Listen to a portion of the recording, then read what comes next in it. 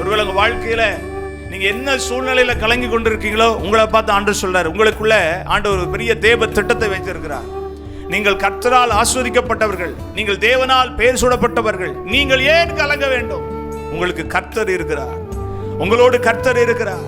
உலக மனிதர்களை கண்டு ஒருவருமே எனக்கு இல்லையே, உலகத்தில் எனக்கு சப்போர்ட் பண்ண ஒருவரும் இல்லையே, எனக்காக ஆதரவாய் பேச ஒருவரும் இல்லையே, என்னுடைய காரியமாக வந்து நிற்பதற்கு ஒரு கூட்டமும் இல்லையே அப்படின்னு நினைச்சு நீங்க கலங்கிட்டு இருக்கீங்களா? உங்களை பார்த்தா சொல்ற, கலங்காதே மகளே, கலங்காதே மகனே. எத்தனை பேர் நம்புறீங்க? ஆமே, ஆண்டவர் பெரிய காரியங்களை உங்க வாழ்க்கையில விசுவாசிக்கிறவங்க வாழ்க்கையில் ஆண்டவர் செய்வாராக.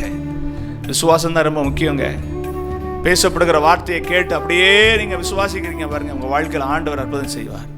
காரணம், இந்த ஜீவனுள்ள வசனத்துக்கு காரணமாக இருக்கிற கர்த்தரை விசுவாசிக்கிற பிள்ளைகளுடைய வாழ்க்கையில் அற்புதம் உடனடியாக சடுதியில் நடக்கும். கர்த்தர் அதை ஆம் என்றும் ஆமேன் என்றும் கிரியை செய்ய வல்லவராயிருக்கிறார். கேட்கிற உங்க வாழ்க்கையிலையும் பிரசங்கிக்கிற என் வாழ்க்கையிலையும் ஆண்டவர் அப்படியே நிறைவேற்ற வல்லவராயிருக்கிறார்.